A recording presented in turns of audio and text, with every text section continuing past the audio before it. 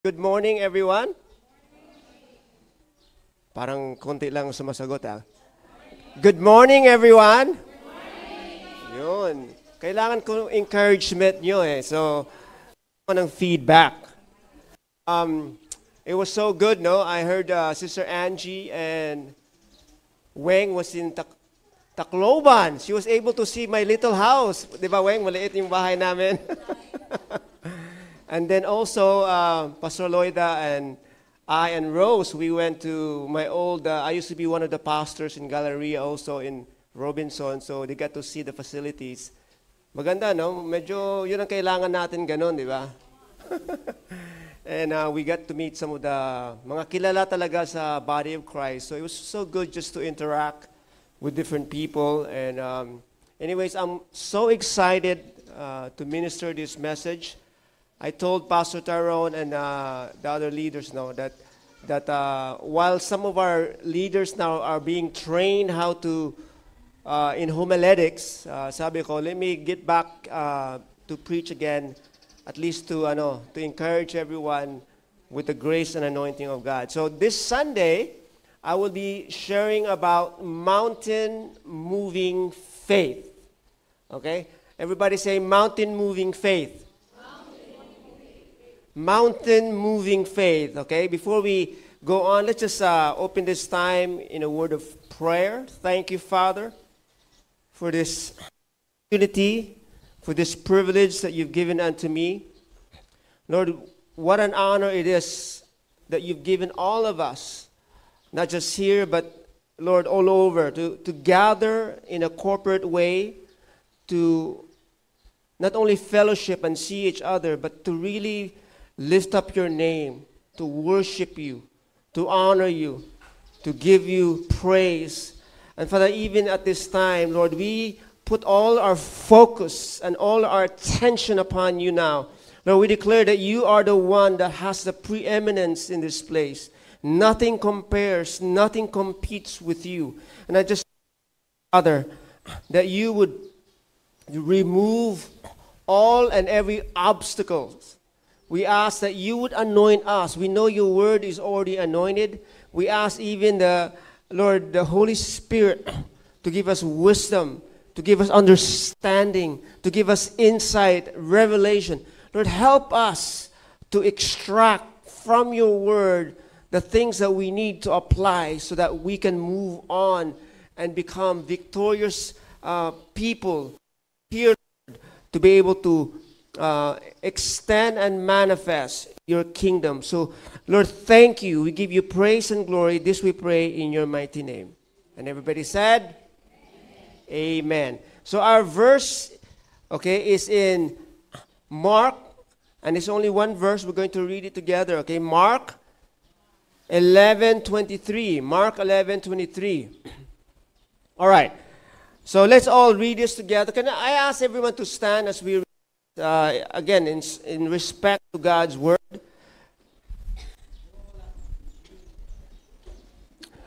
All right. Let's read together. For assuredly I say to you, whoever says this mountain, be removed and be cast into the sea, and does not doubt in his heart, but believes that those things he says will be done, he will have whatever he says. Amen? Okay, thank you. You may be seated. Now, that is a very, very interesting verse. Okay? This is the Lord Jesus Christ, and he's basically teaching what this is. Okay? He says that if he speaks about faith that moves mountains. Okay? What is faith that moves mountains? Now, there are two things I want us to talk about and clarify. First of all, anong klaseng faith ito? When you say you have faith that moves mountains, what are you saying? And then the other part is, what mountains is he talking about? Okay? So what is mountain moving faith? Let me hear from you. Sa palagay nyo, ano ba to? Ano ba yung mountain moving faith? Halimbawa, si si Aaron has mountain-moving faith. Anong ibig sabihin yan? Di ba? Or si Sister Lucy, wow, matindi yan. Yung faith niya moves mountains. Di ba? Anong mountain? Di ba? Ako, I'm from Davao. Mukhang mahirap i-move yung Mount Apo. Di ba? Or si Mount Makiling. So what are they talking about? And this is something that we need to understand, no? Because mountains here, okay, anybody know what a metaphor is? What is a metaphor? Yung mga scholars dito. Marcel, ano yung metaphor in Tagalog? Ano yung metaphor? Ha? Paro-paro? Nakuha mo? Okay. When Jesus is talking about a mountain, he's talking it's a metaphor. Okay? Metamorphically. Okay? So he's not saying literal mountain. Kasi yung iba, narinig ko, they're saying, yes, if you have faith, you can move that mountain. I'm like, di ba? Paano yan? So he's saying here, metaphorically, no? Hindi ko nga alam yung sa Tagalog eh. Basta, alam niyo na. And ang ibig sabihin po dito, that yung faith ng tao na yon malakas masyado. Di ba? And it's saying that person with mountain-moving faith, yung trust niya, di ba? Yung trust niya sa power ni Lord, talaga, may trust siya that yung power of the Lord will overcome all situations. Amen? So here, not only that, but kahit gaano kalaki, kahit insurmountable obstacle, that person's faith will be able to move that mountain. Palakpakan natin si Lord. Okay? So when you say mountain-moving faith, you're talking about faith that will believe for the impossible. Faith that can achieve the impossible. So, literally, no, ginagamit ni Jesus itong analogy, okay? And, again, hindi siya literal, ha? Okay? But it's about faith in God's power to believe the impossible. Sino po dito, you have faith to believe for the impossible? Kunti pa lang, no? This is the challenge this morning, eh.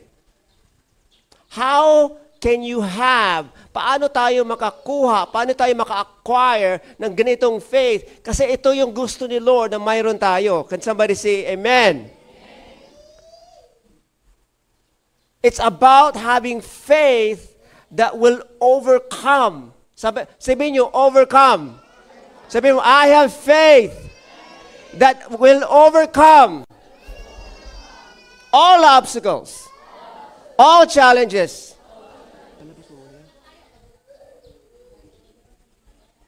So that's what we're talking about, okay? Faith in God's power over the impossible situation. Okay? So, mayroon tayong tatlong susi. There are 3 keys to having mountain-moving faith. Okay? Ito, mountain ko to ngayon. Number 1. Okay? Number 1 is, ito yung unang susi, paano tayo magkaroon ng mountain-moving faith. Ang una is, kailangan meron tayong the ability to speak to our mountains. Okay? Sabihin, everybody say, speak to our mountains. Anong ibig sabihin yan? Maganda yan. Tingnan natin yan. Ha? Pangalawa po is, learn to focus on God's power and God's ability. Okay? And then number 3 is, focus on the promise giver. Kasi po, you have to understand that itong sinasabi ni Jesus, totoo talaga. Ang problema lang, hindi natin alam paano natin gawin yon. Well, ngayong umaga po, tingnan natin paano, and then pag uwi natin, yung faith level natin talagang aangat. Sino ba dito gusto nyo mountain moving faith? Parang hindi sigurado, no? Come on! Sino dito gusto nyo mountain moving faith? Parang takot kayo magsalita, no? Sige, tingnan natin. Kasi when you talk about faith that moves mountain, ang una talaga dito is you need to speak to your mountain.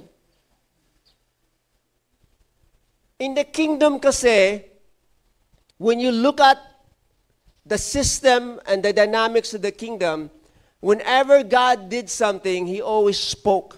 He spoke the creation into existence. When he brought the provision of healing, how did He do it? He spoke healing. See, you have that same authority. You have that same power. Kung ano yung mga mountains nang dyan sa buhay mo, huwag ka lang tahimik. Huwag mo lang tanggapin. Huwag mo lang isipin, ay kasi, di ba? Speak to your mountains. Huwag mo tanggapin. Ay, sanay na ako. Sanay na ako walang pera. Sanay na ako maraming problema. No! Sabi nyo, come on, sigaw nyo, no! Why? Because when you open your mouth, it releases the power. It releases the provision. It releases the authority. Can somebody say amen? In the same way kasi po, hindi nyo na-realize, whenever you talk about your problems, kasi sobrang laki, hindi nyo na kaya, alam niyo po, you're empowering your problems.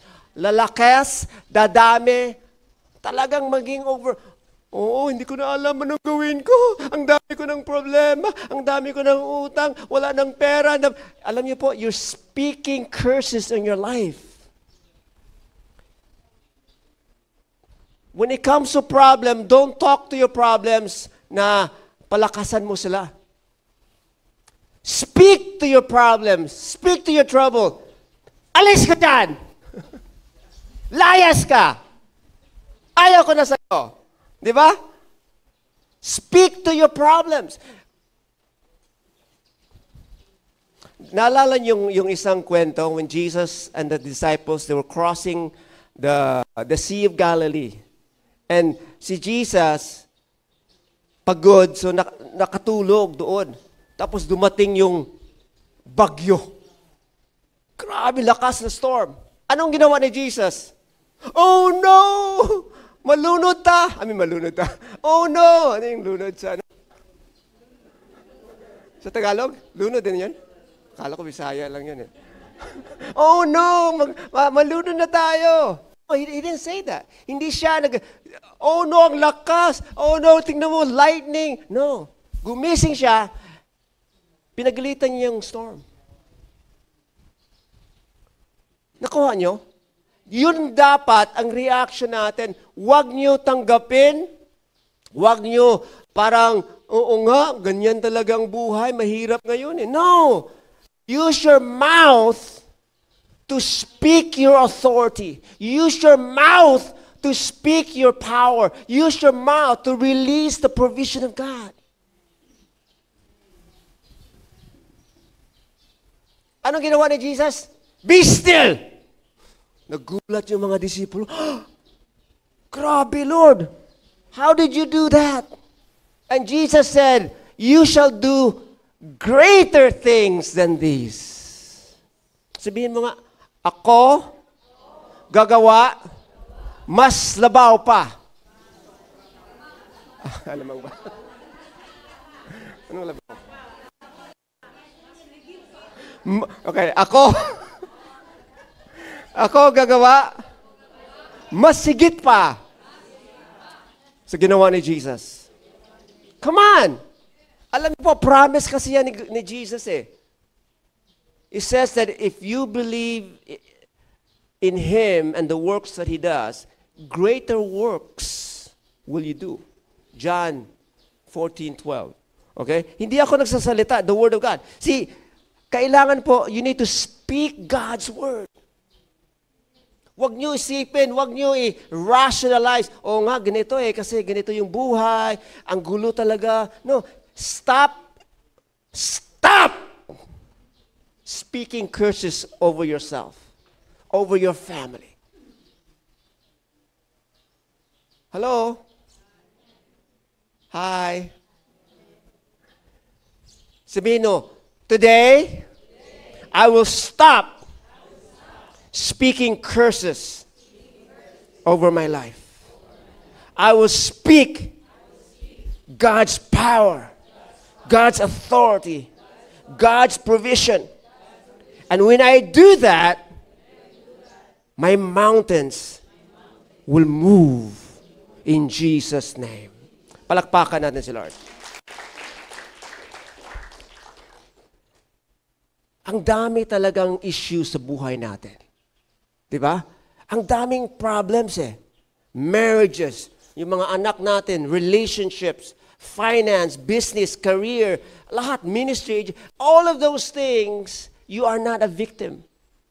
Hindi ka kawawa. Hindi ka powerless. Sabihin mo sa katabi mo, hindi mo lang sabihin, i-shake mo na, pero wag mo i-shake. Sabihin mo, you are powerful. Speak to your mountains. Yung iba, ay grabe pastor, grabe yung attack sa amin ng yawa, amin ng diablo. Grabe. Huwag mo tanggapin. Ano yung kanta? Hindi ko kaya tanggapin. Huwag mo tanggapin. Alam niyo po, you have power. It says, in Jesus' name, I cancel and I annul every scheme, every plan, every assignment of the enemy. And you know what? He has to obey you. Kailangan sumunod siya sa iyo. Why? Because you are higher in power. You're higher in authority. Hindi ito po biro po. Hindi ito parang words lang. This is true. This is real.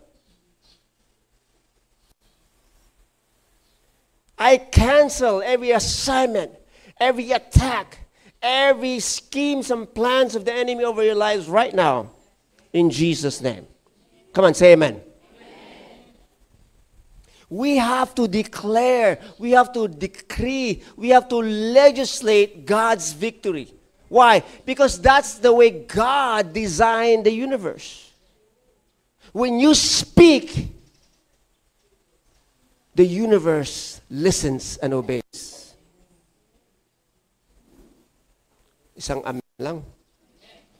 The Bible says, Job 22 verse 28, the Bible says, you shall decree a thing, you shall decree a thing, and it shall be established. When you speak, it becomes reality. The enemy wants you to be afraid. The enemy wants you to hide. The enemy wants you to run. The enemy wants you to doubt. All of that. Why? Because he knows that when you are in that state, talo ka na. Wala kang magawa. Why? Because it's not in your power. In Proverbs 18:21, it says that death and life in the power of the tongue. And those who love it will eat its fruit. Guys, listen. Death and life. Lumalabas yun sa bibig nyo. That's why sinasabi ko, wag nyo, please, take it for granted.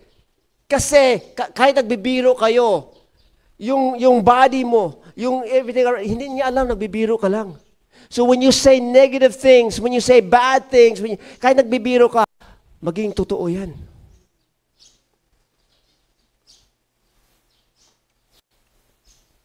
Mark, I just want to know, Mark 4:39, when Jesus calmed the storm. Jesus, hindi siya walang drama. Hindi pa siya nagsaya, wala. He just spoke. Be still. Can you imagine? Creation itself will obey you when you walk in this authority. Come on, palakpakan na si Lord.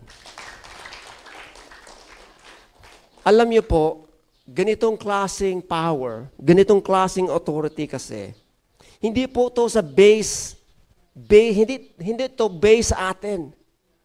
Hindi dahil, ay, matinding tao yan, ay, malakas yan. No, it's based on God's power and God's promises. Kahit mga young people, kahit si kuya, hindi, yung sa likod, 14 niya ka, 14? 14 years old lang si Daniel.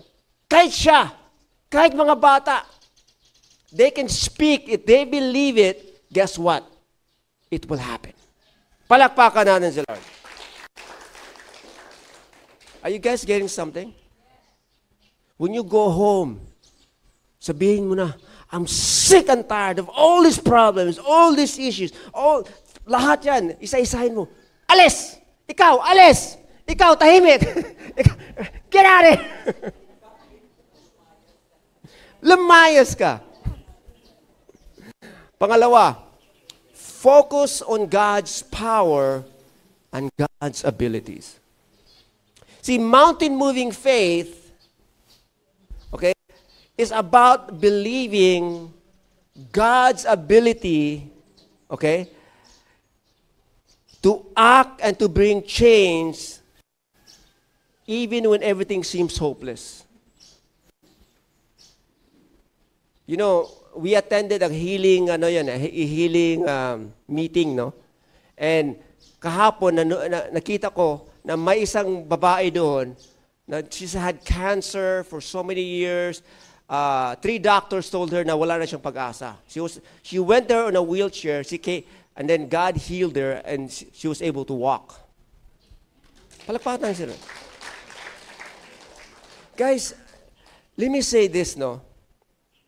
Mountain-moving faith is not based on your abilities. It's not based where, you know, what school you went to. I'm from UP. Diba? University of Pangasinan. Maganda naman Pangasinan, I think.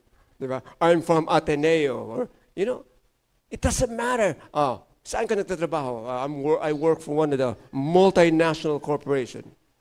No. It's not based on your intellect. It's not based on your education. It's not based on who you are. It's based on God's power, God's ability. And so, please believe, no, mountain-moving faith believes, Luke 1:37, nothing is impossible with God. Can you say that?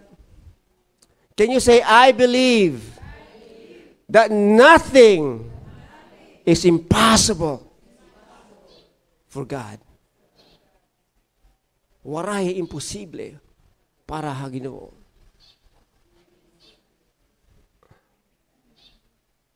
Do you believe that? Amen. Pero pag-uwi mo, amen. Amen. Kailangan po, hindi lang dito, amen, pero kailangan talaga ipakita mo, isa sa buhay mo, yung belief na yan. Okay? Pag-usapan natin. Believes that God, do you believe that God is all-powerful? Anong mahirap kay God? Anong mahirap kay God? Mayroon ba? Ano yung hindi kaya gawin ni Lord? Ano yung imposible kay God? Come on. Mayroon ba? Now think about that for a moment. If you believe that, so ano yung problema? Ano yung problema? Kasi baka naramdaman natin malayo si God. Hindi niya marinig yung prayers ko. Hindi niya makita anong struggle meron ako. Ano bang problema? See, mountain-moving faith, like I said, when Jesus said this, He was talking about, guys, have faith in a God of the impossible. Whatever you're going through, kahit gaano liit or gaano kalaki yan, Walang mahirap. Walang imposible kay God. Palakpakan natin. Now, think about it for a moment.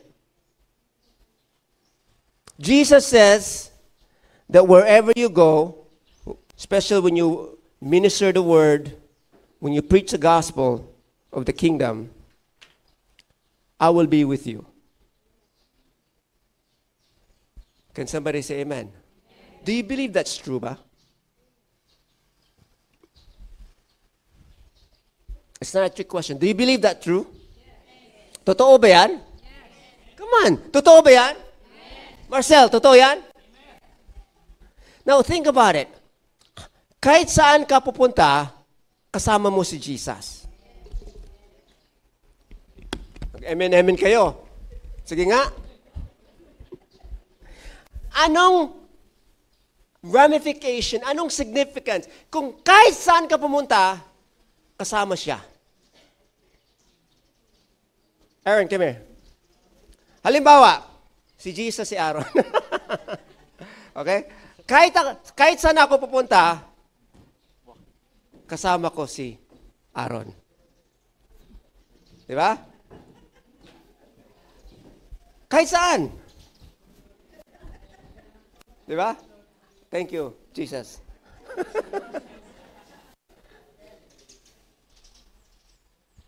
Ano yung kaya ni Jesus?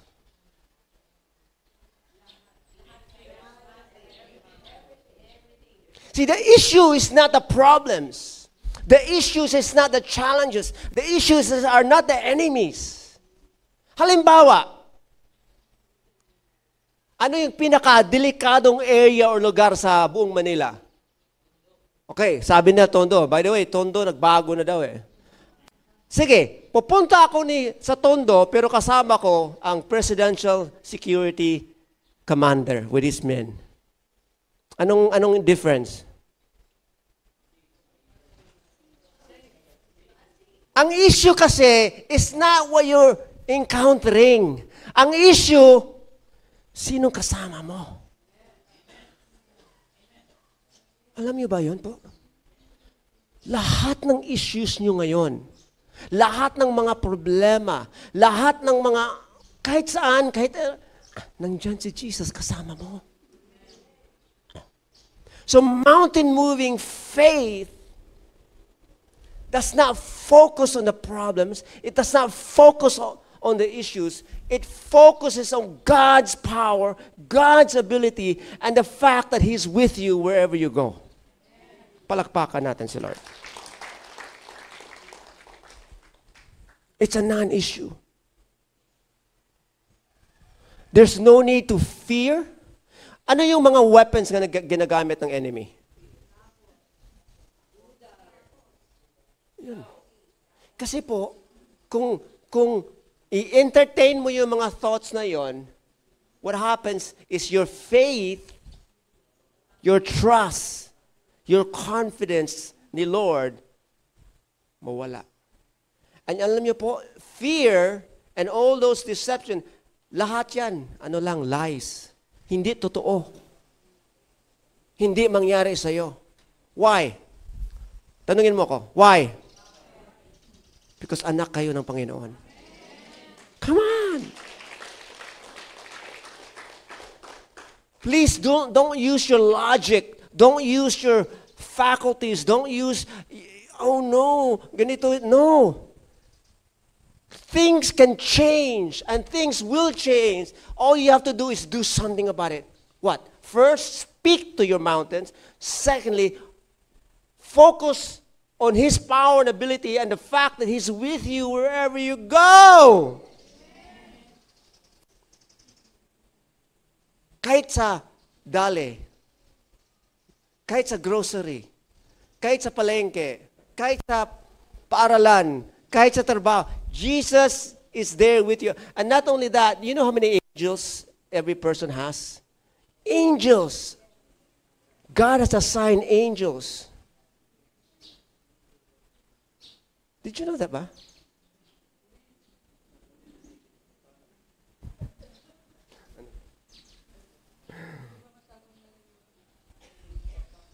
So why are you afraid? Why do you doubt? Why do you question? Why do you have all these things? Just say, Lord, I believe. I'm going to speak to my mountain. I'm going to trust in your power and ability that, Lord, nothing is impossible for my God. Can we give God a big round of applause? Pangatlo po, focus on the promise giver. Jesus tells us in Matthew 11:23, He says, have faith in God. Diba? Have faith in God. Not in man, not in your teacher, not in your brother, not in your tatay. No, have faith in God. Then when you have faith in God, you can speak. For verily I tell you, that anyone says to this mountain, guys, what are the mountains in your life right now? Ano yung dreams mo? Ano yung desires mo? Can I say this? The promise giver who gave the promises, ang record niya, 100%.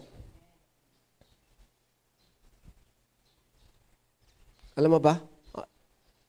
Gab, alam mo ba yan? The promise giver who gave us the promises, his record is 100%. Walang palpak. 100%. The God that promises you, He is not a man that He should lie. He will fulfill. He will accomplish. Numbers 23:19. God is not a man that He should lie, or a son of man that He should change His mind. Has He said, and will He not do it? Or has He spoken, will He not fulfill it? Guys, I'm telling you right now, you can take this to the bank. Gusto nyo magbago yung buhay nyo? Gusto nyo magkaroon kayo ng mga imposible? Simple lang. Number 1, speak to your mountains. Number 2, focus on His power and His ability. Ibig sabihin, walang mahirap, walang imposible, walang hindi niya kaya. And number 3 is the promise giver, that He is the Almighty God. He is a faithful God. He keeps His promises 100%. Come on, palakpakan natin. Ang hina naman, uwi na ako.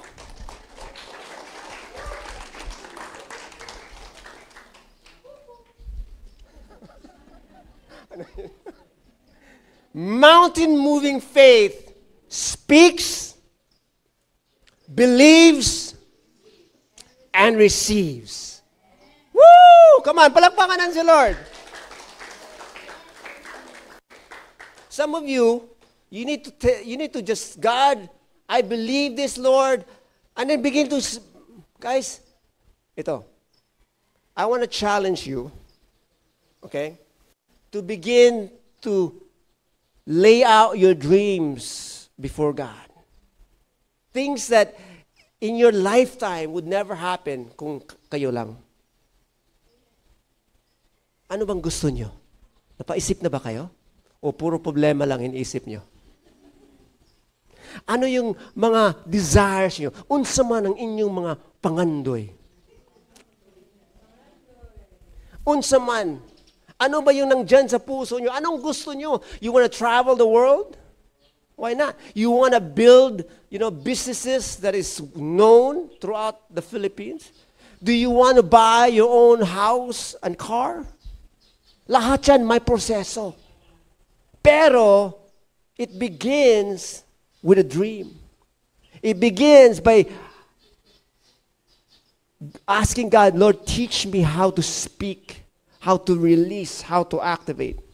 Why? Because faith is God's driven. It's not focusing on you. Whatever you're praying for and believing God for, okay, it's not about you, it's about God.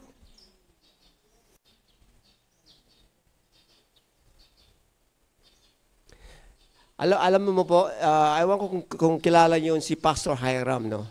Siya yung one of the speakers na pinuntahan namin. Hiram Pangalinan. Anybody have heard that name? Anyways, very sikat siya sa Philippines. He's really known for healing. Minsan yung conference niya doon sa Cuneta, tapos ang dami niyang churches throughout the Philippines. He's written so many books, no? And when I was talking with him, kasi kilala niya ako, and he was, nagulat siya, said, huh?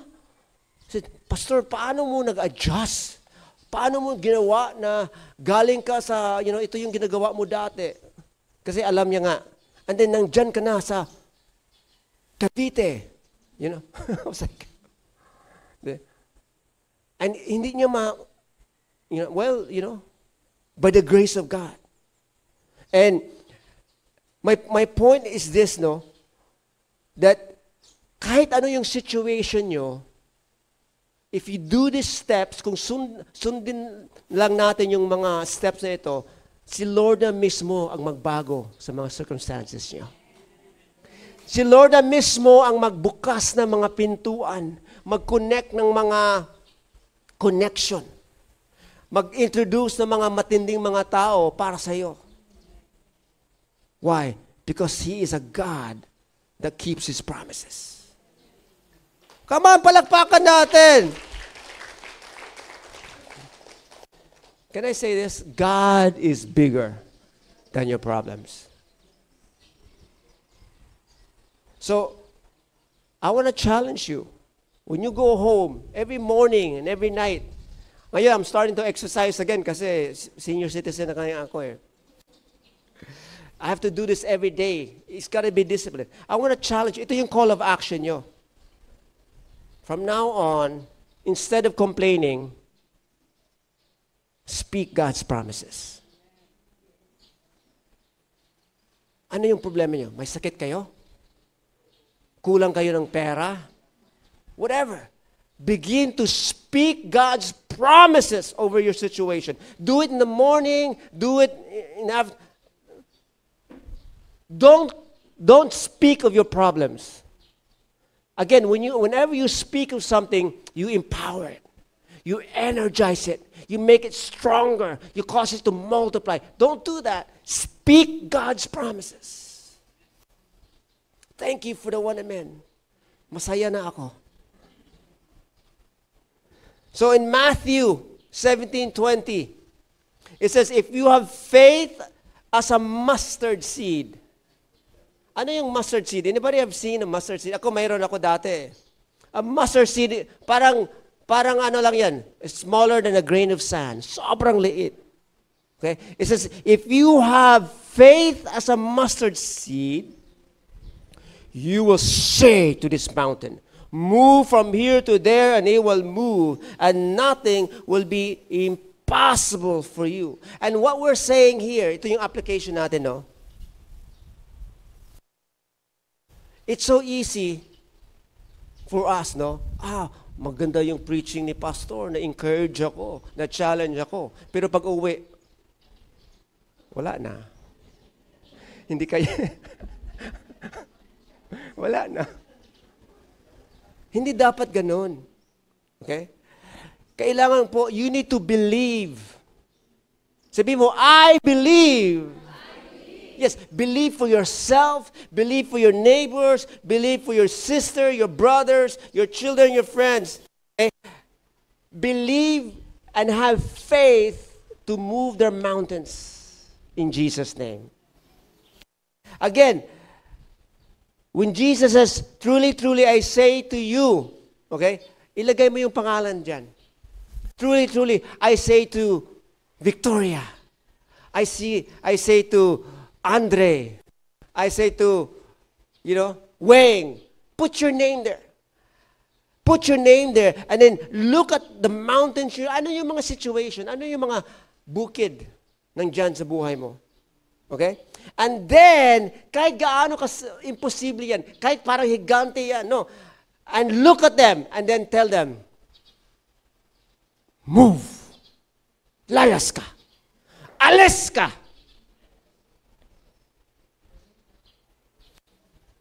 And guess what?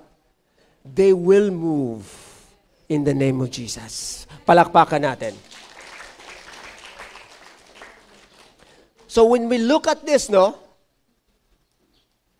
Paano natin magawa to? Simple lang. Ang unang-una talaga is, huwag kayo magduda. Come on, music team. Do not doubt. Sabihin mo sa katabi mo, huwag ka magduda. Okay? Just trust that God will do it. Just believe. And then pangalawa po, speak. Magsalita kayo. Kahit anong problema yan, kahit recurring yan, kahit balik-balik yan, kahit ano, sabihin mo, ayaw ko na sa'yo. Alis ka na sa buhay ko. Kahit kailangan gawin mo, araw-araw, ilang beses sa araw, gawin mo. And you know what? If you believe, that thing, aalis talaga sa buhay mo. Mawala talaga. Say goodbye. Au revoir.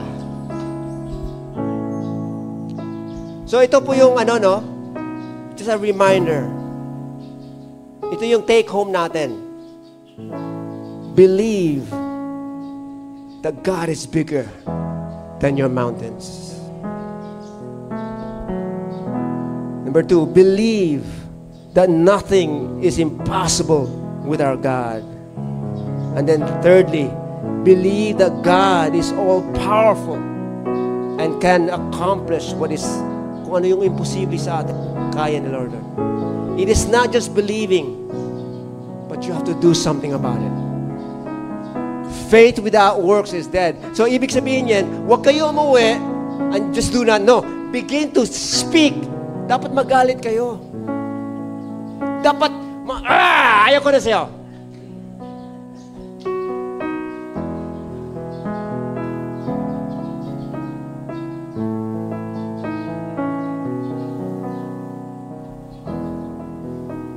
So, today, I want you to believe with this faith that moves mountain. Tell your mountains to move. Tell your dreams to hurry up. Tell that wala nang delays, wala nang and God will do it for you. Let's all stand. Let's just sing. Holy